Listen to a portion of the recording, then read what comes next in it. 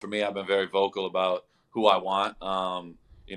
That being AP, and it's for a reason. I've been a part of a lot of turnover, a lot of change, and I want to keep building off of what we've done. It wasn't perfect. We went 5-4, but we were in every single game, and just to break that up and start from square one again, that's something that I'm not interested in. I want to keep building off what we're doing because we have something special going, and I know the guys in the locker room feel the exact same way. So if I got to be the bad guy and say it vocal, be public about it, then so be it. But I just want to win.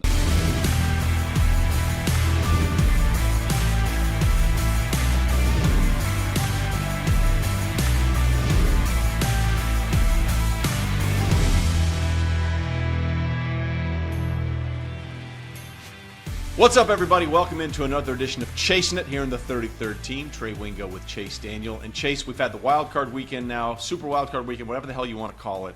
It's out of the way.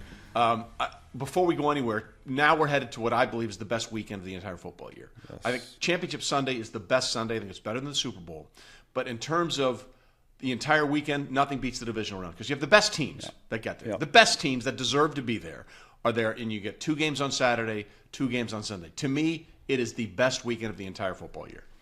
Yeah, it seemed like this week sort of drug out because of the postponement of the Bills game that got moved. Now there were 2 on Saturday, 2 Sunday, 2 Monday. I'm sitting around watching like TV and football for 3 straight days. And my wife's like, "Are you gonna move and help out?" I'm like, "No, I gotta stay glued to it."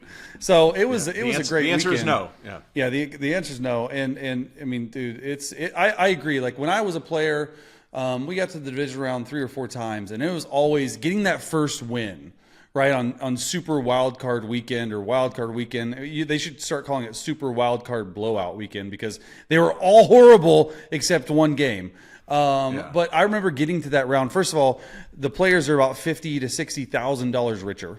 So once you get that first check, it's like awesome. And then it gives you a little motivation. And then you're saying, hey, like there's only freaking 4 teams left on our side of the conference, and you're like, right.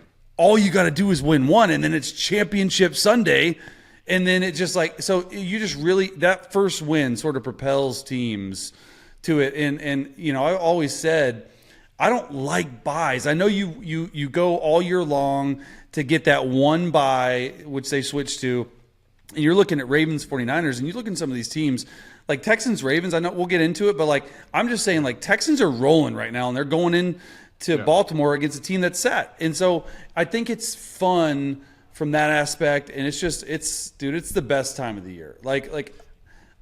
I love playoff football. I do too. All right, so let's start with the final game of the wild card weekend, or super wild card weekend. Super happy, terrific, fun ball wild card weekend. Philadelphia Eagles go down to Tampa and just get the shit kicked out of them. Right? Let's just be honest about it. They absolutely got destroyed. I think their only third down conversion was on a penalty in this game. Yeah. Absolutely get blown out. It was bad. Chase, this is a team that was 10-1. They were 10-1. They're the first team in NFL history to start 10-1 and not win at least 12 games. They lost 5 of 6 down the stretch of the season, and they get blown out in the wild card round to a team, Tampa, who played great, will give them their flowers, but needed to win 9-0 against the Panthers in the final week of the regular season to claim the division title at 9-8. We'll get to Tampa in a minute. This is an epic collapse by the Philadelphia Eagles. Yeah, and I think that people are finally understanding. Look, they started 10-1. Their schedule was sort of soft and lost a lot down the stretch. And just their defense the last 7 games was giving up 31 points a game. Jalen Hurts is the worst quarterback in all of football in terms of when he faces the pressure, blitz percentage. And I just think I'd liken it to, you lose both your coordinators. And that's what it comes down to. Look, they did not get enough out of Brian Johnson, Sean Desai, Matt Patricia, all you wanted. I think the losses of Shane Steichen, I think the loss of Jonathan Gannon to Arizona are huge. And when that happens, I know people are saying, hey, look, it's all about the players, but eventually you got to put some onus on the coaching staff. And that's where I come back to Nick Sirianni, Trey. The job of a coach, especially if you're in the role of a CEO type coach, you can't just be rah-rah. You can't be just a guy that just motivates. You have to be able to create stuff. And he didn't create anything. I thought he hired poorly when he just promoted from within for the offensive coordinator. I thought Sean Desai was a great hire because I was with him. I liked what he did. It didn't work out. And so that onus falls on Nick. And with all these coaches, right, it's a coaching carousel. You got to imagine that there's going to be some really, really interesting conversations with him and Howie Roseman and Jeffrey Lurie in the coming days. Well, look, that's just part of it, okay? We don't know what's going to happen with Lane Johnson. We don't know what's going to happen with Jason Kelsey. You know, he said this might be his last season. He said it might be his last season last year. Yeah. We don't know what's going to happen with guys like Fletcher Cox and Brandon Graham. I mean, we're talking about a team that might need to hit the detonate button when it's all said and done. And I know this sounds crazy on some level. Nick Sirianni has been a coach for 3 years in the NFL as a head coach. He's taken his team to the playoffs every year. He got to the Super Bowl and was Patrick Mahomesian away from winning a Super Bowl. If Patrick Mahomes doesn't exist, the Eagles have won their second Super Bowl. And now there's the realistic chance that he may not have a job next year. How realistic do you believe that is? I mean, if it was anybody else other than Howie Roseman, I'd say there's no way. But it's Howie Roseman. The dude is always looking to get better. No one's job is safe.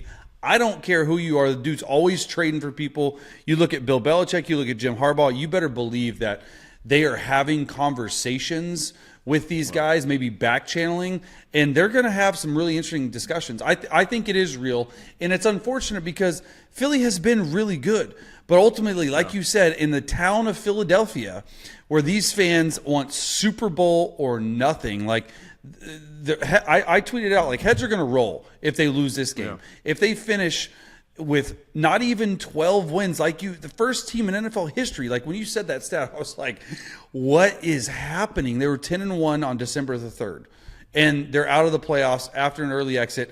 And that's the worst thing. And the thing is, Jalen Hurts didn't even have a season-ending injury. You see this sometimes with teams that lose their quarterback. But to be fair to him, he hasn't been right since September, right? Like, they should have benched him. Yes, I guarantee you. Well, David Carr said that on the NFL Network and almost got eviscerated. But look at him now. Seriously. Right? No, he's a mess. Like, that knee hasn't been right since September. So he didn't suffer a season-ending knee injury, but he hasn't been right since the middle of October. What do you think about his stoic demeanor on the sideline? Like, did you see the Dallas Goedert interaction? I think he is who he is, and if you want, to me, that's who Jalen Hurts is. A lot. But that's dumb to me, okay? Here's why I think that's dumb. Because what you're then saying is, hey, man, for you to be the best teammate you can be, you should be something you're not, which I think is total fucking bullshit, okay? Like, the thing about Eli Manning that I loved about him, that why he survived in New York, because everyone knew he was a quiet guy. Everyone knew he wasn't if he had tried to be that guy, people would have been like, dude, what the hell are you doing? Why are you faking it? So I have no problems with Jalen Hurts' demeanor because that's who he was when he was taking them to the Super Bowl. That's who he was when he got that contract. So if he changes that now, that's bogus. That's bullshit to me. So I think that's a ridiculous, in my opinion, that's a ridiculous point for people to bring up. Yeah, and this, what you just answered and what I just asked, that is, as soon as the Eagles started losing, every reporter in Philadelphia was starting to dig. Hey, the Kelsey brothers, the demeanor of Jalen Hurts, Nick Sirianni's lost the team. Nick Sirianni needs to do all this stuff starts to come out, and that's sort of how it was. Listen, when I was there in 2016, the guys didn't always stick together when times were good or tough, and it's just the ultimate deodorant thing. Yeah. Winning's the ultimate deodorant. You'll put up with anything as long as you're winning. Like, Carson Wentz is the same annoying guy when they were winning as opposed to he is when they were losing. But when you're winning, you don't give a shit that he's annoying because you're winning. And then when you're losing, everything he does pisses you off. Like, that's just the way it is. That's the way it is. You will deal with anything as long as you're winning. But the moment you lose, the way you put on your hat pisses off your teammates. The way you scratch your beard pisses off your teammates. So that changes everything. And let's be honest, and we'll get to more of this later, it certainly doesn't help Sirianni's cause that arguably the greatest coach in the history of the game is out there, right? He's out there. Are you talking about Bill Belichick? That is correct. I think in another world where Bill Belichick wasn't one of the coaches available, Yeah. I'm not sure Nick Sirianni is really something to worry about. But Howie Roseman does not put up with shit, and Howie Roseman takes big swings. Whether it was Julio Jones, Bayard, the trade this year, he will take his swings. Yeah. So you better believe that guy is going to get Belichick's phone number if he doesn't have it already and have a conversation. Yeah, I think this comes down to if Belichick wants a job, he'll get it. If he doesn't, I think you stick with Nick Sirianni. But I guarantee you Nick Sirianni is going to be forced to fire both coordinators. Or really three if you think what of has Matt Patricia done? And like Sean Desai. But the Brian Johnson thing, I think you got to sort of start that. You do, like you said, great point, a lot of older veteran players on high cap numbers. I think you got to go young at those positions. I think they've drafted well. They're always going to be aggressive in free agency. They're always going to be aggressive in the trade market. And you got to find a way to get back and come together because at 10-1, look, we were talking about them possibly being the person to go to like San Fran and to beat them. Yeah. And now that narrative at the end of November is like, well, my gosh, they went down to Tampa, and I picked Tampa to win. I'm not going to say in our text chain who picked who, but I just felt like it was more so. I picked the Eagles. Yeah, and I just felt like it was more so when I picked Tampa. It was more so that it wasn't about Baker and the Bucs because he balled out. It was about we'll get to that in a second. Defense. It was about the defense of Philly. They can't tackle. They cannot tackle. I don't get it. Like I've played football for a really long time, Trey. I don't know if I've seen a worse tackling secondary in all of football in all of my time than I did tonight. I mean, so many missed tackles, and they're throwing hitches and like shallow crosses, and you can't make tackles. They turn these into 52 and a 46-yard touchdown.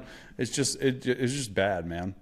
All right, before we move on to Tampa, because we need to give them their flowers, I think this is a legitimate question that our producer, Chinch, brought up. And, Chinch, we're giving you your credit here. Way to go, Chinch. Bigger collapse, Philadelphia or Dallas? Go. Because I think we disagree here. Yeah, I'm gonna say Philly. And Why? The reason for me, they were 10-1. Quite honestly, talked about as probably the best team in the NFC. And now, the way they lose, they barely sneak into the playoffs. They get embarrassed by the Tampa Bay Buccaneers by a 9-win team.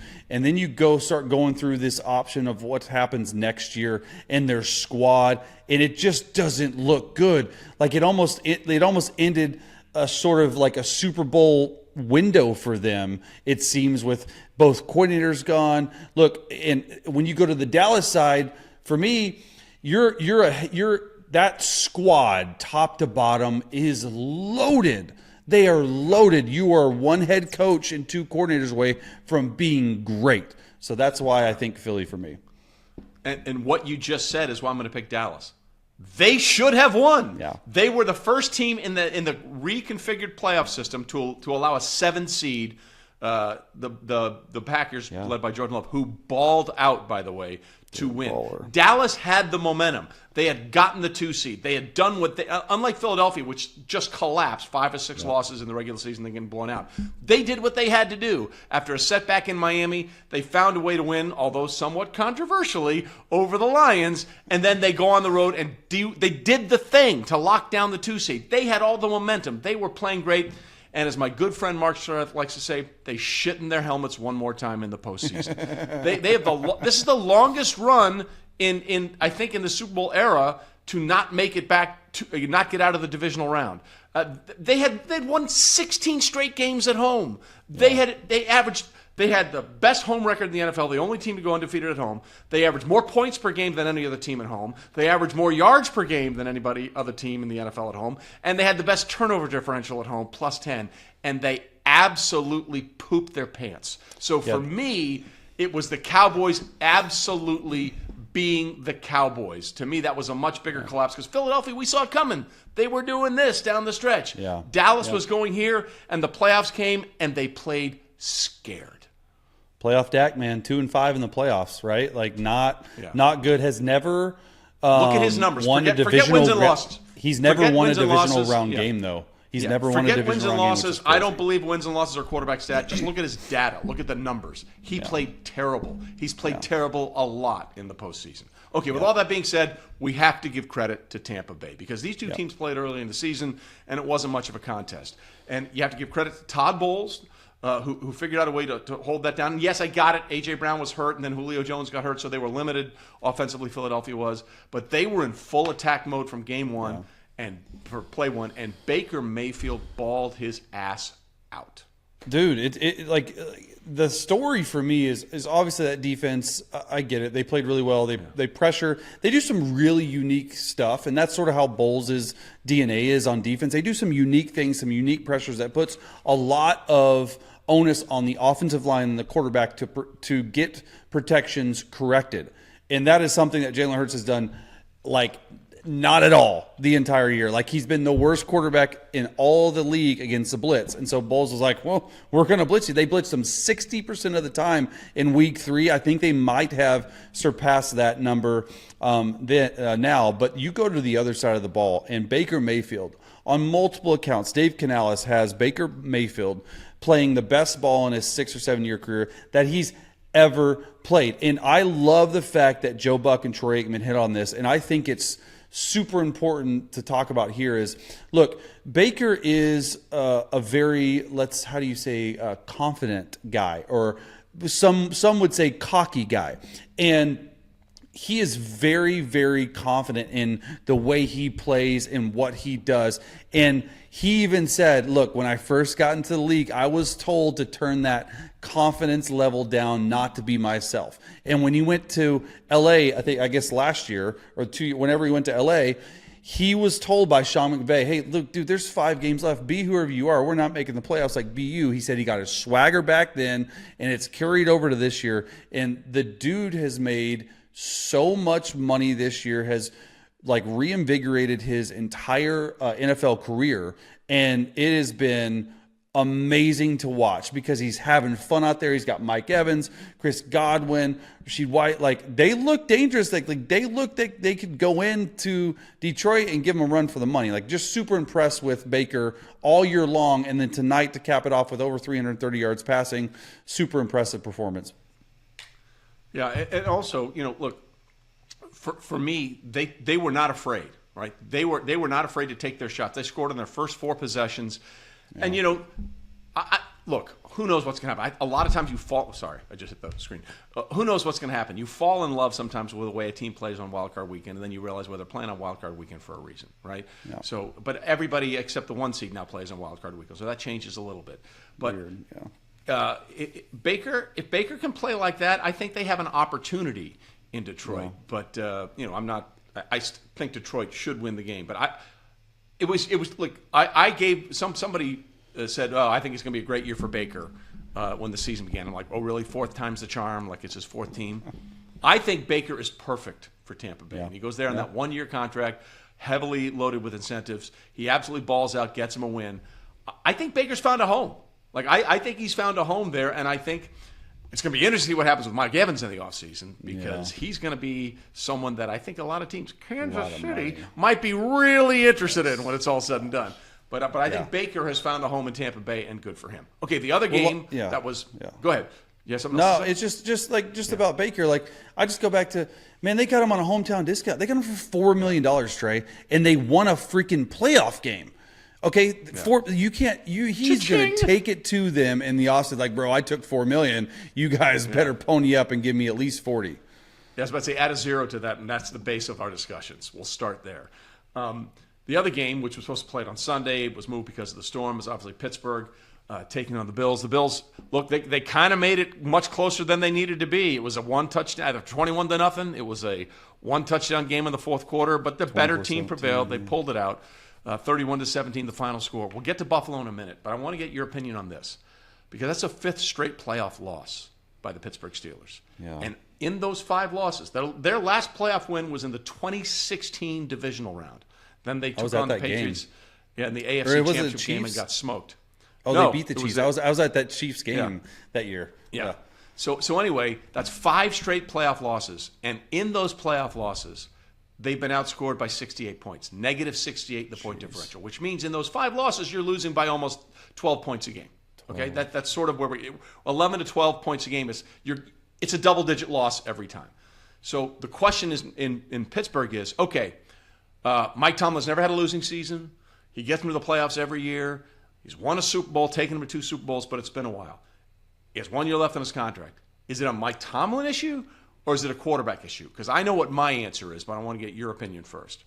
It's a quarterback issue. They have had no one play quarterback. It's not even close to a Mike Tomlin issue. And he knows it too. He walked out of his press conference. I thought that was hilarious. The dude started talking. I'm like, first of all, reporters can be so dumb sometimes. Like, dude, don't ask him about his contract. The second he loses the game, you think he's going to – he just was like, you know what, I'm walking out. Time out. I'm defending my fellow brother. And by the way, you're part of the media now, so shut up. That's stupid, though. Well, no, because you don't know when you're going to see him again. Okay, I get it. I get it. He's probably not going to say anything, but I think it's smart to ask the question because if nothing else, what did we get? We got a viral moment of Mike Tomlin walking out of that press conference. How do you think Tomlin handled it? I think he could have said, "I won't talk about it," instead of just walking off. But here's why I like the question.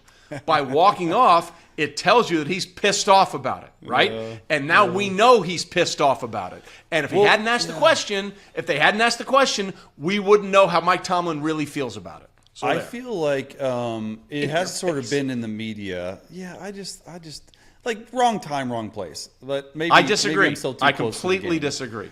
I get why you say what you're saying, but I disagree. There have been some like birdies chirping about Tomlin taking maybe like a gap year, like a Sean Payton. Like, does he do that? Because then if he comes, there's no way he's going to be the head coach of the Pittsburgh Steelers. Like, I just go back, like, it's not a Tomlin.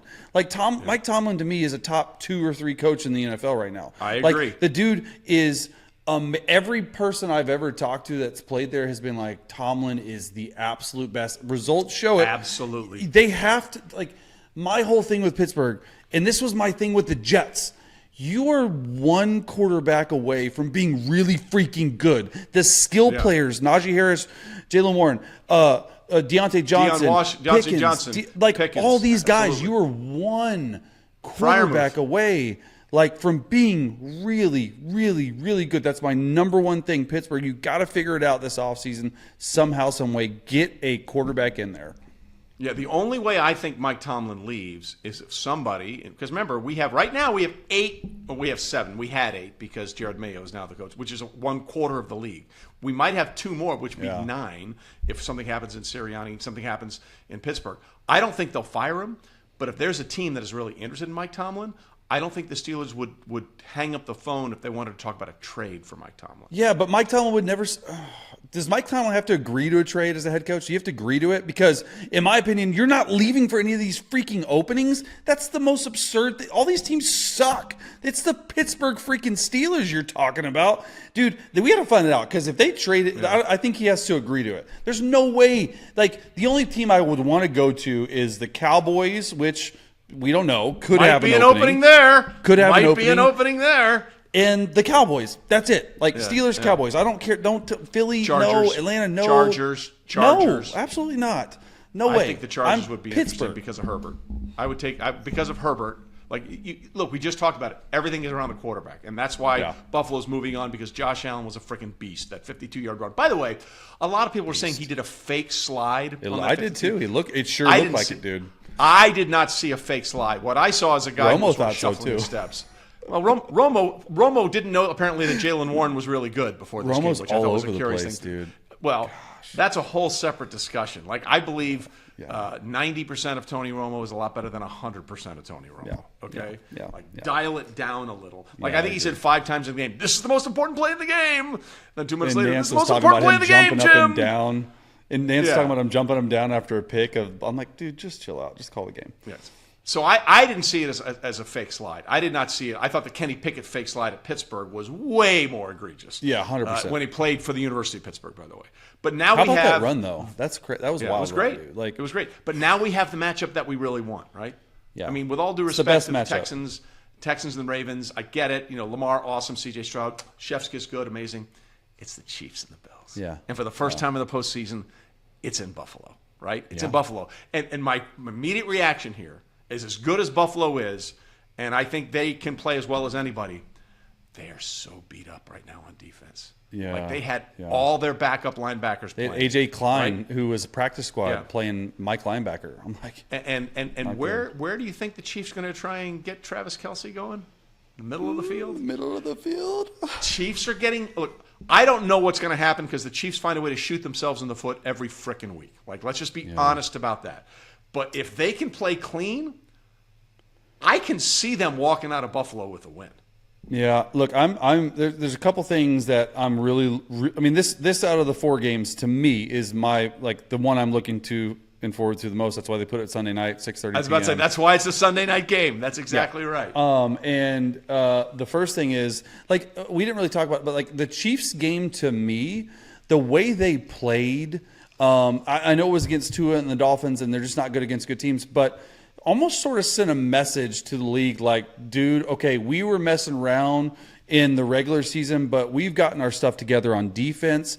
We've finally little rhythm. 3/4 of the targets went to Rashee Rice and Travis Kelce. Finally, those are your best 2 players. Andy Reid was like, screw throwing the other guys. They ran the ball really well. Hardman got back, so that's good. They may get occasionally drop hands Tony back for I thought the run game with Isaiah Pacheco was excellent. I think that when Patrick Mahomes hits the playoffs, the legs of Patrick Mahomes shines. And then you go to the opposite side of the ball. The Bills' defense, in my opinion, is playing the best defense out of anyone the last 3 or 4 weeks. You actually go down and break it down. Stuff is not open. It's this 2-man quarters coverage look. They're man up underneath. Like you said, very banged up. I would imagine that the Chiefs would try to establish the run and then get Travis Kelce going. But, man, talk about the Bills game and give the credit to Josh Allen. More importantly, give the credit to Joe Brady. I tweeted this out. Josh Allen threw it 30 times. He was 20 of 30, 21 of 30, 200 yards, 3 touchdowns. He ran for 75 yards and a touchdown. Okay, they threw it 30 times. Joe Brady ran it 34 times for 179 yards. That is the DNA of this team that Sean McDermott wants. Yeah. Stop putting all the onus on Josh Allen. Let him feel the game out. Let him make his splash plays. I thought Josh played probably his best game all year long. No and turnovers. What do I mean by that? I mean by no turnovers. I mean by there were multiple occasions on 3rd down. He's looking downfield. He starts to scramble. He goes, you know what? No, I'm just going to throw it to my back in the flat. Don't get the 3rd down, punt. Punt is not a bad thing. I think this Chiefs-Bills game has a chance at being magical on the divisional round. Well, we've certainly seen that before from them in the postseason. A divisional round a couple of years ago, 13 seconds left, and we all know what happened there. I will say this, my favorite thing about this game. Now, there's a million different reasons, but I chose this one. This game is in Buffalo for one very important reason. Kadarius Toney lined up offsides. If he doesn't line up offsides, they win that game, and they have the tiebreaker because their conference record is way better than the Bills. You're right. So, if Kadarius Toney doesn't line up, or if the Chiefs find a way to beat the Raiders at Arrowhead on Christmas Day, which they should have. Aiden O'Connell didn't complete a pass after the first quarter. How do you lose that game? Because they had 2 turnovers for touchdowns within 7 seconds of each other. But if Kadarius Toney just lines up, and get this right there, I tweeted it. Kadarius Toney lines up on side. Oh, this game is at Arrowhead, and instead we have Patrick Mahomes playing his first ever road playoff game. He's been a starter since 2018. They've made the playoffs every year. Super Bowls are considered neutral game sites. He's 2-1 there. He's 10-2 at Arrowhead. We're about to see Patrick Mahomes play his first road game. So what does that mean? Well, Matt Verderame, who does a great job for Sports Illustrated, put up the numbers. In the regular season, with Patrick Mahomes as a starting quarterback, at home, the Chiefs are 36-11. On the road, with Patrick Mahomes as their starting quarterback, the Kansas City Chiefs are 38-11. So he's pretty good either way. I'm just saying it's going to be very, very interesting. Yeah. And by the way, playoff Patrick is a thing. In the Super Bowl era, minimum 10 starts, the highest passer rating in all of postseason play in the Super Bowl era belongs to Patrick Mahomes. But go ahead. No, I just think Patrick Mahomes. I mean, like what you were saying. Like I think Patrick Mahomes has. I mean, he played his best game without a doubt, and like it's not even close. Yeah. Like they and Andy even said it. This was the most telling quote, Trey, to me of all of Wild Card blowout weekend was when Andy Reid after the game that asked about Patrick Mahomes. He was like, they were like, oh, like did you think you were going to be able to throw it this much? Like everyone thought we were going to come out and run the ball. He said, yeah. Well, guess what? I have Patrick Mahomes, and not many people, if anyone, can throw it in -6-degree weather. They came out throwing the dang ball, and it caught Miami off balance. Stuff was wide open all night. He got into a rhythm, and yeah, it's Patrick freaking Mahomes, man. Like it's impressive to watch, and you like they got a lot of stuff because of the Chiefs receivers. His stats are way better. His drop percentage is way better. If the Chiefs receivers just catch the ball, they caught the ball for the most part against Miami. So can they do it in a bigger name environment? And I know a lot of people out there are like, oh, playoff experience doesn't matter. This doesn't matter. Like both of these quarterbacks have a ton of playoff experience. Like I think this is the 4th straight trip by the Bills to the divisional round. So, man, this is easily the best game. This is what the NFL script writers wanted. Mahomes going to Buffalo. Let's see what happens, baby. Let's go. Yeah. And, of course, the Chiefs won their 8th straight division title, their 6th straight with Patrick Mahomes. But they had a scare down the stretch of the regular season because, as we said, on Christmas Day, they lost that game to the Raiders when Aiden O'Connell, again, didn't complete a pass after the first quarter, but get those 2 back-to-back defensive touchdowns at 7 seconds of each other. And the Raiders actually, going into the final few weeks of the season, had they won out and the Chiefs lost out, they would have been the division champs. They didn't. They fell short, but it was a really revitalized season for the Raiders, especially after they put Antonio Pierce as their head coach, replacing the fired Josh McDaniels. And we had a chance to talk with all everything defensive end Maxx Crosby about all of that. Delighted to be joined now on Chasin on the 33rd team by a guy who knows nothing but relentless pressure and 100% effort, Raider stalwart defensive end Maxx Crosby. Max, thanks for being with us. I have to ask you first and foremost, you guys came close to making the playoffs and potentially winning the division, fell short down the stretch. Do you even watch, or is it too fresh to even watch the playoff games right now? I'm not going to lie. You know, I'm a football junkie at the end of the day. I watch every single playoff game from start to finish. So no matter what, you know, obviously it sucks, you know, to watch other teams play in the playoffs, but it gives me even more motivation, you know, going into the offseason. What was your favorite game today? Because so far, the first 2 games were awful. They were blowouts. Let's get your thoughts on the Rams-Lions game because it was the closest game. Lions, Jared Goff, win at home, 24-23. They get another home playoff game because Dallas lost, got blown out by Green Bay. What were your thoughts spit the bid is what happened. Yeah, pretty much. What were your thoughts on Goff and Stafford, man? It was crazy. Got a ton of respect for both of those guys. You know, growing up, I was a Lions fan, so seeing Stafford do what he does was incredible. You know, obviously they lost, but Matthew Stafford is, in my opinion, a top 5 quarterback in this league. You know, he's incredible. I'm a little bit biased, but just the way he, you know, makes throws, like unorthodox throws, look so routine is something that, you know, I feel like doesn't get talked about enough. You know, people talk about, you know, Mahomes, you know, changing the game with how he throws it. Like Stafford was like the original one to start doing that, I feel like. So, yeah, it was an incredible game, obviously. I know Detroit's super excited. It's been 32 years, I believe, since they won a playoff game. Yeah. And, you know, that city's going crazy. And I got a ton of love for Detroit. But, yeah, it was an incredible game. You know, Aiden Hutchinson played well. Aaron Donald made some plays. It was just a back-and-forth game. And, you know, that's what you want to see. You know, at the end of the day, there was a bunch of blowouts. And then that was finally, you know, one of the games where the only one. Watched from start to finish, you know. So it was super entertaining, to say the least.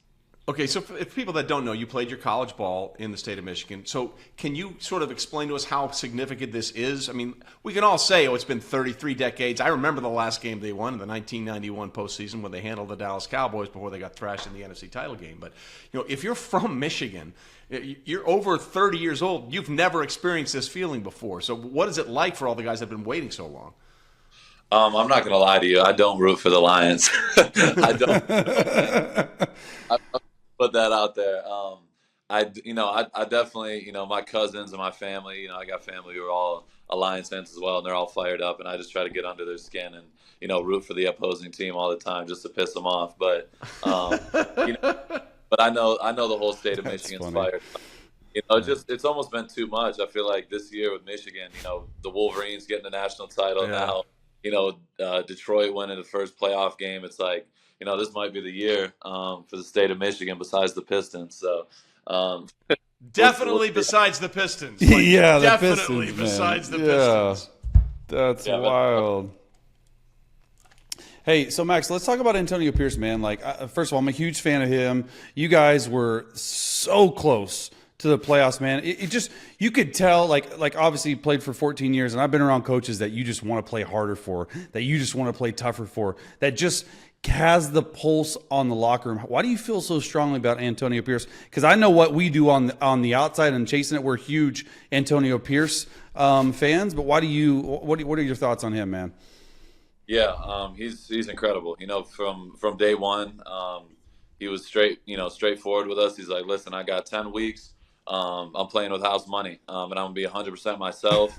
I want you guys to be 100% yourself, and we're gonna change this thing around. So we literally did that on the drop of a hat. We all bought in on what he was preaching, and you just seen the turn. Not only our offense got better as the games went on, but our defense took a massive leap, and that's a credit to not only AP but PG, Pat Graham, and just everybody involved, in that process. So just seeing our defense go from one of the bottom of the league basically, to start the year and ending the year being a top 10 defense is crazy. So for me, I've been very vocal about who I want. That being AP, and it's for a reason. I've been a part of a lot of turnover, a lot of change. And I want to keep building off of what we've done. It wasn't perfect. We went 5-4, but we were in every single game. And, just to break that up and start from square one again, that's something that I'm not interested in. I want to keep building off what we're doing because we have something special going. And I know the guys in the locker room feel the exact same way. So if I got to be the bad guy and say it vocal, be public about it, then so be it. But I just want to win. Literally all that matters with the Raiders. Listen, you're not being a bad guy. You're just expressing your opinion. And I've known AP. I worked with him on NFL Live for years before he left to go be on Herm Edwards' staff at Arizona State. I texted him right after the first win. He was so jazzed about it. But here's the real question: do you think the Raiders organization learns? Because they had this similar situation a couple of years ago when you guys almost won that game in Cincinnati Wild Card Weekend.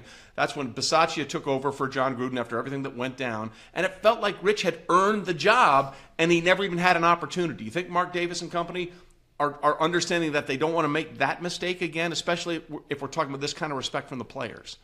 Yeah, no question. No question. For me, I've been straight up. I've had my conversations with Mark, and I'm not a front office guy, but at the end of the day, I'm in the locker room. I'm a captain. I have a good grip. A good grip on the locker room and the guys. And I'm not just speaking for myself, and I say this for selfish reasons. I'm speaking for the guys in the locker room, and everybody unanimously wants AP to come back. And like I said, I've been here through all those changes from Gruden, then the Bisaccia situation. We all wanted Bisaccia. We love Bisaccia too, and he's another guy I feel like should be out there getting interviewed for head coaching jobs if we're being real. And getting another opportunity, usually it doesn't happen. You know what I mean? Going through this situation, and we had one opportunity, and now that we got another one, you can't mess that up. You can't mess it up. And where we're going is building bringing the right away back, to Las Vegas, and people feel it. The fans want it.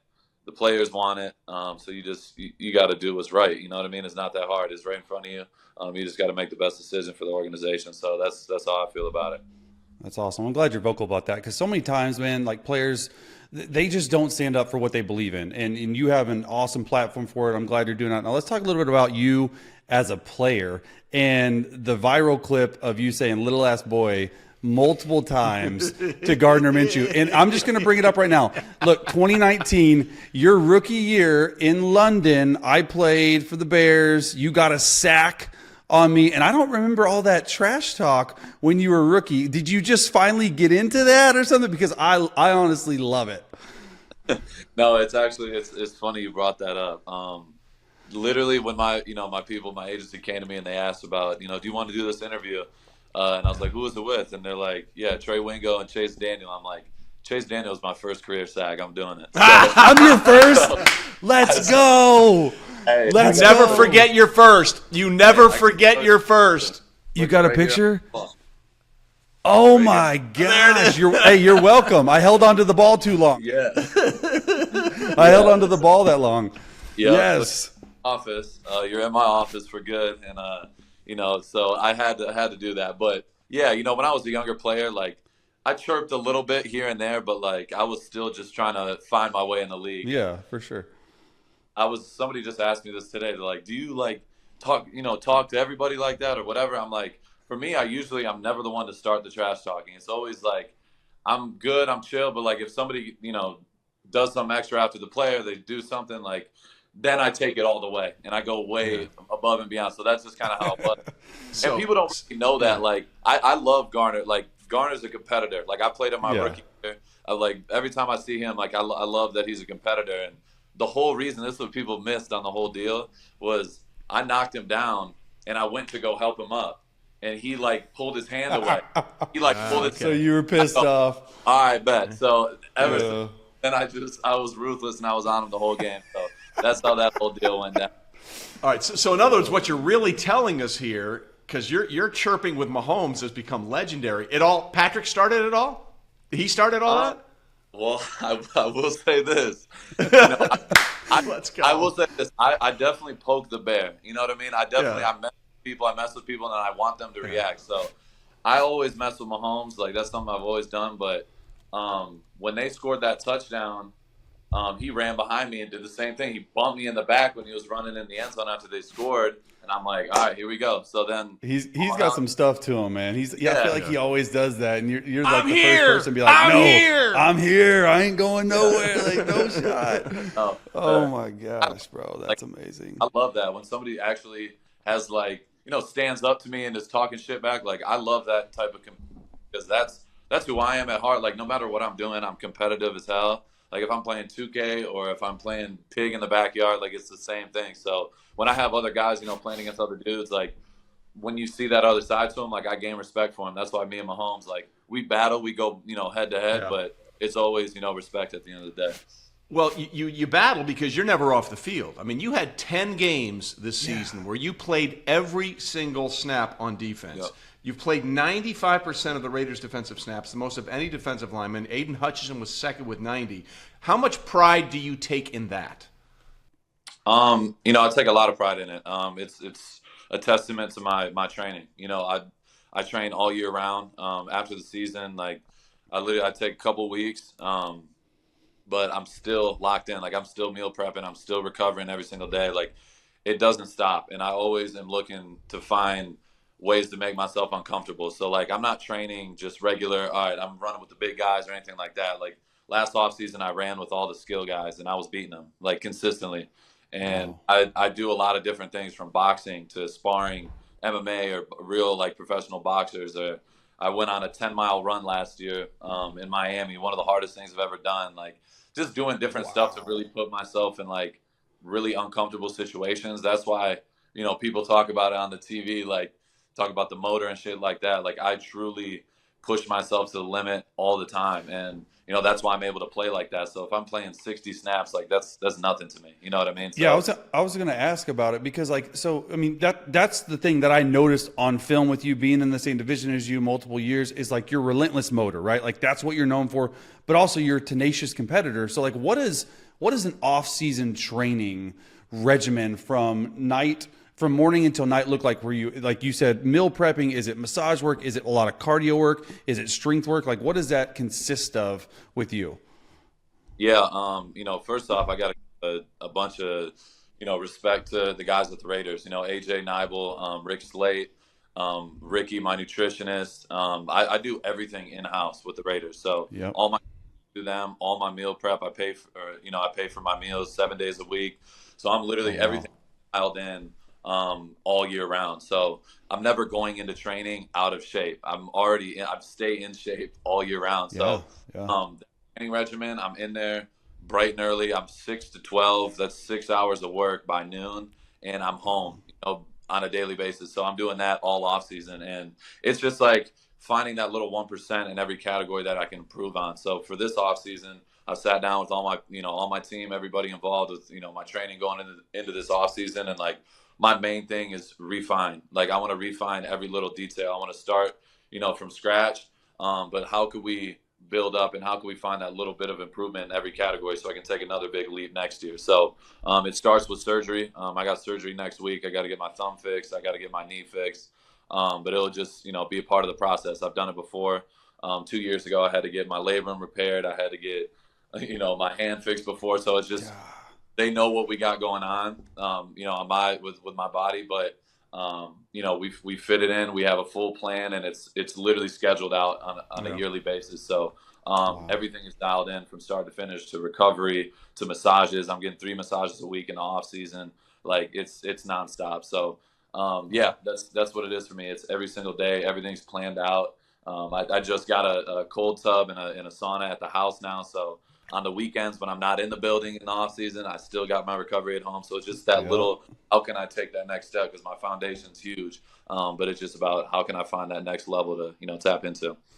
Well, it's funny because I remember your rookie year when you guys were on Hard Knocks. You went to preseason game and you broke your hand, and you're like, "I've never broken a bone in my body before." So, that was I remember that whole thing. That was great. So, we appreciate your time, and we don't want to keep you too long. So, before we let you go, I just want to ask, where you are now is one of the premier rush ends in the NFL, and I think you got jobbed on the All-Pro team, by the way, but that's a separate issue entirely. Did you ever think you'd be here after being the 106th pick in the 4th round of the 2019 draft? That's a great question.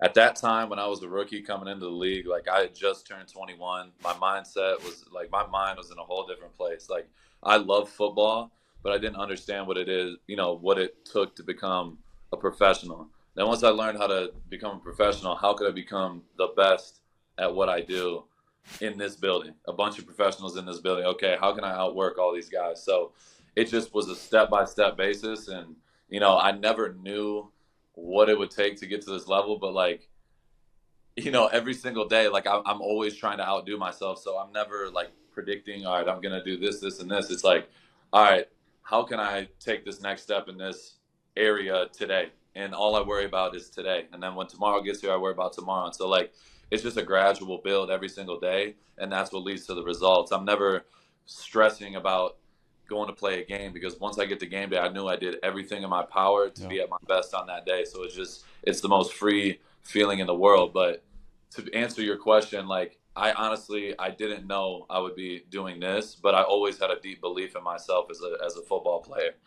So it really took discipline and day by day, routine, to get to where I'm at. And the great thing about it is I know I'm still not my best, and that's what pushes me every single day. Well, listen, from the guy that gave you your first sack in Chase to the guy who was the first guy to call your name in the NFL when I did the draft in 2019, it has been phenomenal to see your success, and we hope nothing but great things continue down the road. And thanks for being with us here tonight. Absolutely, I appreciate you guys so much. We'll have to do it again with some more time, for sure. Thanks. We got no problem with that. Trust me. Always great to catch up with Maxx. And again, living proof, you never forget your first, Chase. Hey, that was me. Never forget. That was a wild story, man. I can't believe it was crazy. All right, so let's talk about the playoff quarterback situation here, because in the AFC it's 1, 2, 3, 4, as it should be, and we got all kinds of situations in the NFC. It's Jared Goff taking on Baker Mayfield, and the other one with Tampa Bay, the other one at San Francisco and Brock Purdy taking on Jordan Love.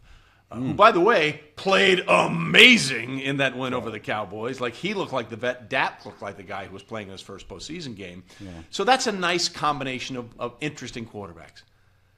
Then you go to the AFC, and we got the big boys. We got the big boys out there. No doubt. It's super impressive to me with the AFC quarterbacking, and I really wanted to talk about this because, let's see, you got Patrick Mahomes, OG, right? You got Lamar Jackson, absolutely. Probably going to win the MVP. And again, then second time. Got who else? You got CJ Stroud and Josh Allen. Let's talk about CJ Stroud, because we've given Josh Allen his love. CJ Stroud, to me, And I went back historically and looked at some of the rookie quarterbacking seasons. He has to be up there with every quarterback that has ever played in their rookie season, and just what it's meant to them, what it's meant to the franchise. And the dude is absolutely balling right now. I've never seen, I tweeted this out and it went sort of viral. I've never seen a quarterback do what he's done with the arm angle, the arm different platforms, the release point, how quick he gets the ball. He didn't do that in college. I tweeted out, it rubbed the Ohio State people the wrong way. I'm telling you, the release point wasn't there. Everything about his arm angle wasn't there. And you put him in a pro-style offense with Bobby Slowick, who, in my opinion, should get one of the 7 head coaching jobs that are now open with what he has been able to do. And you put him with that, and you put him under center, you get him in a play action, and you understand what he's good at, and you trust him to make plays. Trey, they called a firecracker post, which is you roll out to your right. It's a firecracker post, means that you go to the corner, then back to the post, and on 2nd and 20, most coaches would call a screen. Bobby Slowick calls a shot, touchdown play. Shot after shot after shot. Trust him. And I just wanted my 5 seconds to give Stroud some love, because I break him down every week on my YouTube channel, and the stuff he does, he makes it look easy. He makes it look easy. And look, on the other side of the spectrum, I think that game with Lamar Jackson and CJ Stroud, it's going to be a shootout. I think Houston's going to give Baltimore all that they want. But you look at Lamar Jackson, he's balling. We talked about Mahomes, and then we talked about Josh Allen. But the thing for me is CJ Stroud, welcome to the party. Who thought at the beginning of the year, Trey, you'd have Josh Allen, Patrick Mahomes, Lamar Jackson, and the 4th quarterback in the divisional round would be freaking CJ Stroud as a rookie. Amazing year, dude. Yeah, just to put a bow on that, CJ Stroud, quarterbacking the Texans, that was the 5th time since 1950 we've had a rookie quarterback start for a team against the number 1 defense statistically in the NFL. He's the first one to win. The Texans are the first one to win with a rookie quarterback. Yep. All the other teams with rookie quarterbacks had been 0-4 since 1950. So kudos to CJ and the Texans for getting it done. All right, there's going to be a ton of coaching moves. We touched on it a little bit. Nick Sirianni and Mike McCarthy, losers in the postseason. Do you think – here are the 3 options. One of them loses their job, both lose their job, neither loses their job. Where are you putting your money? One of them loses their job. I'm going to go middle ground, and I think it's Mike McCarthy. It has to be. Nothing would surprise me with Howie Roseman in Philadelphia. Yep. We talked about this. But I think Nick Sirianni deserves an opportunity. 3 straight postseasons, this close to winning the franchise's 2nd Super Bowl. I think he has an opportunity to try and fix what went wrong this year. It's kind of like Belichick last year. It was a disaster. Okay, we'll give you one more chance to figure it out. If you don't, we're moving on. I think he deserves an opportunity to come back. I agree. Even though they've been 2-6 since he yelled on that Monday night game, "Hey, Chiefs fans, I don't hear that shit anymore. See ya." Well, they're still playing, bro. They're still playing, and you are sweating for your job right now. But I do think that he deserves an opportunity. I can't see any scenario in which Mike McCarthy is back. The losses and the way they lose in the postseason continues to be embarrassing. And, his clock management was an issue in the Lions game that led to the controversial 2-point all year conversion. long. If they had just thrown it on 2nd and 14 after that second interception at the 2-minute drill, guess what? We never have this opportunity to have this confrontation or controversy about the 2-point play. So here's a question. We both agree. I'm glad you both agree, or you agree with me that Mike McCarthy's probably going to get fired. Yeah. If he gets fired, did you hear Greg Olson on Fox and what he said about Mike McCarthy? Okay. So do you agree with Greg Olson that teams would be running after your head coach, Mike McCarthy, if he got fired? Will Mike McCarthy coach again next year as a head coach of one of the 7 teams? I have to answer that in the best way I can. I don't believe anybody will be running for Mike McCarthy. But because there are so many opportunities and so many openings, I believe he may get another chance. And those are 2 different things to me. He may coach again next year, but that doesn't mean people will be running to him. We saw the issues. We saw the issues in Green Bay with him and Aaron Rodgers, and I think some of those can clearly be pinned on Aaron Rodgers these days because he's become the most unlikable player in the NFL. And then you have Mike McCarthy's issues that followed him from Green Bay to Dallas. Now, he may very well get another head coaching job, but I do not agree with Greg Olson that teams will be leaping over themselves to get to Mike McCarthy. They're going for Belichick. They're going for Harbaugh. They're going for Vrabel. To me, Harbaugh, Belichick, obviously, and Vrabel should all get jobs before Mike McCarthy. So to me, that's not the definition of somebody. Yeah, well, then you got Ben Johnson and McCarthy. Dan Quinn. That's 5 filled. So where are the other 2? Like that's Correct. what and Mike he may be one of them. He may be one of them, but I do not believe people are dying to hire Mike McCarthy. He might be, okay, we didn't get this guy. He's available. Let's go get him. That's the way I believe people will look at it. Yep. And then we got to get to the tweet that came out during the game today, during the second game. The Atlanta Falcons put up a tweet that we have interviewed Bill Belichick for our head coaching job. Now, I thought it was funny because that's a really weird way of saying we are begging you to take the job. We are begging you, Bill, to take our job. Now, you got to look at it one way and say, okay, it's the NFC South. 9-8 won it this year. 8-9 won it a year ago. It's an eminently winnable division. Yeah. But what's your quarterback situation? Of all the places where Bill Belichick can go, of all the opportunities, why Atlanta? Sell me on that one. I don't understand. I can't sell you on. I don't understand. The whole time too, like even right when he got fired, it was like Atlanta. What's in it? Am I missing something other than a winnable division? The defense isn't great. They don't have really. They have Bijan Robinson. They have Drake London. They have Kyle Pitts. They have some nice pieces. But if you don't have a quarterback to give them the pieces, it don't matter. It don't matter. I've never understood that.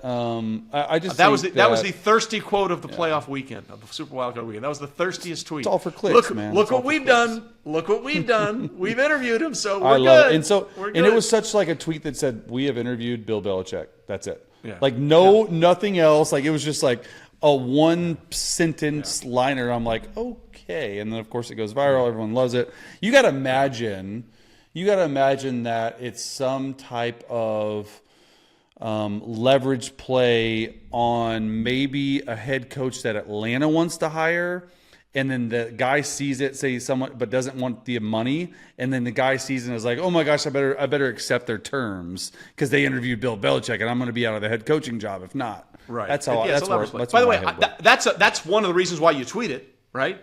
To say, okay, look, we're talking to you, but we're out there with this guy. So I have no problem with the Falcons tweeting it because it feeds their fan base, right? It gets their fan base excited. I loved it. Is there a Falcons fan base? Like that's kind of a. I mean, Let's see. I don't really feel like that's a passionate. I don't feel like that's a passionate fan base for the I don't agree. They only have 2.4 million followers on Twitter. Come on, what are we doing? Okay, so but I understand why you tweet. 8.5 million views. Okay, 8.5 that's million why views you on the tweet. tweet. That's why you tweet it. That's why. Okay, there was a picture. I forgot there was a picture. Yeah. That's why you do it. So we'll see what happens. All right, my man. Always good chopping it up with you. And let's get set to enjoy the best weekend of the entire football season.